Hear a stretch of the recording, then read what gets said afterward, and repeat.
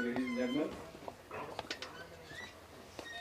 Thank you, St. George, for giving me this opportunity to be here, share fellow panelists. Let me just go back to almost 5,000 years back and look at India's maritime heritage. I have purposely chosen this picture, which is representing an Indian dhow. The dhow is a very common term for various types of ships that were built all around the coast of India. I'll cover that part in my shipbuilding part. But the main thing that we need to look at, because the dhows were the ancient beast of burden. When the caravans referred to in the morning by the keynote speaker, that caravans were used, could be used for travel on land. It was these vessels that carried a whole lot of things from one place to another. And then the next thing that I want to connect up with this is the monsoon wind pattern. Actually speaking, the story of India's maritime history, India's maritime culture is very intimately linked to monsoon winds, because monsoon winds is the one which allowed the freedom of navigation, freedom of movement all across the Indian Ocean. And that was something which actually propelled the Indian economy, Indian culture, and so on. So the discovery of monsoon wind pattern could be considered as the most important event occurring in the Indian Ocean region, which influenced India's maritime culture. This included ships, seamen, traders, preachers, ship owners, pilgrims, adventurers, fortune seekers, travelers, buyers, sellers, pirates, persecuted migrants, and created a unique system at sea, which influenced the adjoining coastal areas and sometimes even deeper hinterland as well. The movement of ships propelled by monsoon winds not only carried people mentioned earlier, but also facilitated exchange of thoughts, ideas, material gifts, commercial goods, technology, weapons, beliefs, which included religious beliefs as well, across the seas and the communities, thus creating a unique maritime culture in the Indian Ocean. And India, due to its peninsular shape that you would have seen in the maps projected since morning, was right in the center of it. So then let's look at the phases of maritime activities. About 5,000 years can be broadly divided into these 7 zones or 7 eras. This also gives the idea of continuity as well as the gaps in the maritime activities in India, which shaped the maritime culture. It may be appreciated that maritime trade formed the backbone of the maritime activities in ancient India, which worked on the principle of arbitrage. Now this is very important because, as was mentioned earlier, that trade was free, the seas were free, and therefore arbitrage was the ultimate way of doing business, and Indians were very good at this. So free trade practiced throughout the Indian Ocean region during this period. Then we have the references coming from various languages: Tamil, Pali, Sanskrit, Marathi, Bengali, and also the literature from abroad: Greek, Latin, Persian, Arabic, Chinese, foreign travelers, particularly the Chinese travelers referred to by one of the guest speakers in the morning. Then we have the coins, we have the archaeological evidences, cave paintings. They were referred to the INSV Cornelia, which was the picture was shown in the morning. That is based on the paintings of a cave painting of Ajanta of 5th century, and very importantly a book called Yukti Kalpataru. Yukti Kalpataru is one of the first written references of India's shipbuilding, and it is very important. I will touch upon this point during my discussion in the shipbuilding part of it. So there are several sources, both directly as well as indirectly, refer to the maritime activities in ancient India. As Dr. Pawlka said, we are not very good in keeping records, but there are linkages available. They are yet to be discovered evidences which are now being put together, and it is emerging that there is near continuity in India's maritime legacy or India's maritime culture. To give you an example, that Sanskrit word nava or now is the one which refers as boat, and the word navy probably emerged because of the word nav, and subsequently you can also say that navagati, gati means movement, Navagati is probably the one which led to the word navigation. So this is something which similarly you look at Katumaran. Katumaran is a Tamil word for a small boat, wooden boat. Uh, this probably led to the word of catamaran. Catamaran, which is now used all across in all languages at sea. Now, we have the references, right, from Rig Veda, Vriksha Ayurveda. This is an important book, again on shipbuilding, Ramayana, Mahabharata, Dharma Sutras and Smritis, Jatakas, Arthashastra was referred. Arthashastra mentions about Navadhyaksha, a position in the admiralty of the king, who was responsible for not just the maintaining the law and order and peace, but also to ensure the taxations were collected correctly from the shipping, because that was one of the largest sources of revenue. We have marine archaeologies, caves and temples, stupa in Sanchi, Jagannath Puri, and Borobudur in Indonesia, representing India's shipbuilding, India's maritime culture. Then, of course, we talked about cave painting in Ajanta. And then we have the foreigners' accounts in Song, Fayan, and others, Ibn Battuta. Let me just put a point here that in Mahabharata there's a direct as well as indirect evidences. In Shanti Parv of Mahabharata, it says that the salvation attained by means of karma and true knowledge is compared to the gain which a merchant derives from a sea-borne trade.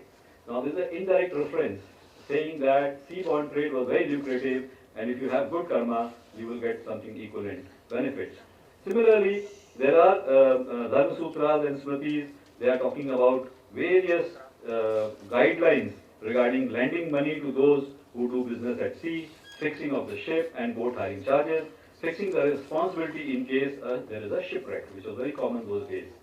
Then we talk about Jatakas, which is 5th and 6th century BC, and they are talking about Vanyas or Banyas, the merchant traders. Basically, Vanijya.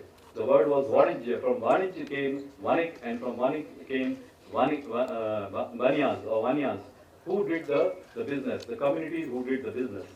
Then, of course, we look at the Andhra coins on the 2nd and 3rd century, and then subsequently Pallava coins on 3rd to 9th century, and so on. So these are almost continuous record of maritime traditions. This starts, let me just quickly cover those points. This is, of course, Lothal, we have talked about it. There is a MHC coming up there, and there is this tidal port. Then we have the trade links with Egypt, Sumer, and Crete, which was mentioned in the morning. And then we have the monsoon wind pattern, also discussed earlier. Then we have the seals indicating the earliest boat, and based on that representation, a model has been created, which is on the left side. Subsequently, we look at the Andhra period coins. There are two-masted ships. Now imagine in 2nd century BC, a coin was dedicated to the ship, and obviously the wealth came through the ships, and therefore it was given a place of pride. Then we have the golden period, the Greco-Roman maritime trade, where a huge amount of trade. India was actually land of surplus, so India didn't need anything from abroad much, but it could supply, it could provide to others, and they were providing. And there is a time where India, there is a book called Periplus of Erythraean Sea, which refers to the trade between Rome and India along the Red Seas. It talks about ports like Barigaza, which is identified as Bharuch, and Muzuris, which probably is the present day Kochi. And then, of course, this business going on in a big way. The beads, especially, were very popular. Then ornament made out of lapis lazuli, which is found only a unique place, which is northeast of Afghanistan and south Pakistan, part of Aryavat or larger India those days. And then, of course, we have the Roman coins excavated. Almost 1,500 coins have been found all along the peninsula of India. So then there is this lamentation by Pliny the Elder, who said that most of the treasury of full 100 million sesterces equivalent is being drained out annually from the Roman Empire for the purchase of useless oriental products such as perfume, unguents, and personal ornaments, which were very popular in the West those days.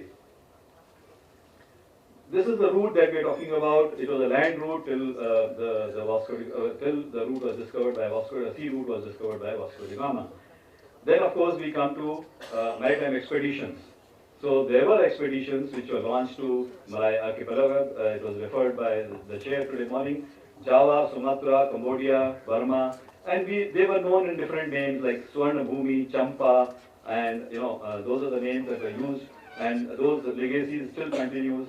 Then, of course, reference was made to Srivijaya Empire, which was subdued by Cholas. Cholas were very powerful. Unfortunately, not much of record is available for them, but Mauryas, Andhras, Pallavas, Pandyas, all these people, they continue to influence the affairs in Southeast Asia from 6th century BC to 6th century CE. So these expeditions were equivalent to modern day naval expeditionary forces, albeit with a benign outlook. This is something which was referred to earlier, and that's how they continue to sustain. And we have examples of Angkor Wat, we have examples of Ayutthaya in Thailand, where the Hindu temples are still there, and of course in Indonesia. So this is a Pallava dynasty coins, again referring, look at the image carefully, you will find a two-masted ship on one side. This is 7th century, Karamanda coast. Then we have the Chola period, the golden period, 7th to 13th century. They were used to using sea-going vessels. And of course, Chola king organized the fleet. The first time the concept of fleet is known to be, it may have existed earlier, but it is now with the inscriptions we have found that Rajeshwara temple in Thanjavur, that he dispatched many ships in the midst of rolling seas. That's the text. So the ships were of huge size, they could carry elephants. And now there is a Varu's inscription of 1088 which refers to Marakalam. Marakalam is the Tamil word for ships, merchant ships. And there are other references also available during this period, and there is also reference to Admiralty existing that time. Then we have the ship called Vagini. This reference is available during this time. The ports like Kaveri Patnam, spice trade was progressing that time. There are some of the pictures I have got now which depicts the maritime activities that happened during this period. Let me quickly come over to this interesting part, and this is maritime tradition, continuity and change. So I'll just quickly cover these points. Shipbuilding traditions, I referred to a ship in the beginning. Ships like Bagelas, Pathamar, Kotias, Manjis, but Bagelas or Batels, Dinghies, Odams, Thornis, Urus, all these ships were there. Now these ships basically had an ancient construction design modified based on the region from where they came. And this continues even today. Even today we have the shipbuilding traditions going on. Then we have the references to the books, the Pothis, the Rahmanis and the Roznamas. Now this is from 16th century onwards that Indian sailors, Gujaratis, these are all Gujarati references. They started writing about their voyages, their day-to-day lives, and many other activities that they undertook at sea.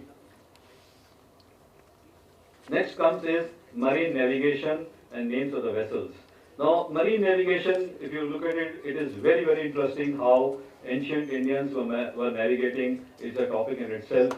But just to give you example, they knew Dhruvatara, they knew about Saptarishi Mandal, they knew about the sea life. For example, the snake, the presence of a particular snake gave an indication that they were close to a particular place. The chirping of the birds could be identified. There is a details of 11 types of birds, chirping sounds that could give indication. They used to carry birds on board for doing this. Then of course we have this equipment called Kamal, or equivalent is Rapa Palagai, which was in lieu of sextant, so they could take sights. Mareja is the name of the fish which was identified to give an indication as to where the ship was headed. Similarly, names of the vessels, they were based on nakshatra, they were based on patron saints, both Hindus and Muslims, they all did that, which continues even today. Then we have the festivals. The Nava Naruz festival held in Gujarat. Then we have this Nariyal Purnima in Konkan coast. Those are the sea-related, maritime-related festivals which continue. Similarly, we have the Kachi New Year celebration, Satri Chandar, starting in April, going to Ashadi Beach in July, again related to maritime activities. Then we come to pilgrimage. Of course, we know that there are a whole lot of caves or viharas present on the east coast and the west coast, which indicates that Buddhist pilgrims were moving all across from Arabian Sea to India, Bay of Bengal and reverse direction as well. And of course, the Hajj was going on in a big way. Then we have the superstitions against protection at sea. This has been a part of the mariner's life, where they would pray for safety at sea because the ships used to flounder very often. And there are dedicated temples in the villages. There are Darya Peers. Darya Peer means one of the Peer Baba who was prayed before launching of the passage or voyage. Similarly, a part of the shard of the flag will be picked up from there and used on board ship and tied on top of the ship's mast, thinking that it will protect them from the bad luck or from the bad seas. Similarly, we have this caste and community-based seafaring tradition. We have badalas, kharwas, wagers. There was a shipping cruise, and this has continued for hundreds of years. Even now, it continues in one form or other. Unfortunately, the sea community was one of the lowest strata of Indian society, and that is probably the reason why the many things we lost out in terms of record keeping. Then we have the Lohanas and the Bhatiyas, who are the ship owners. We have the Siddhis, the Kohlis, and the Machiyas from the Konkan coast. Suthars, who are generally the shipwrights. And all these people, they were kind of a community that gave continuity to maritime traditions. We have the cuisines, the songs, and the music related to sea, which goes on even today. And of course, we exchange crops, animals, fruits, grains, spices, and even the pest through the seafaring. And all these form a part of maritime heritage of India. Thank you.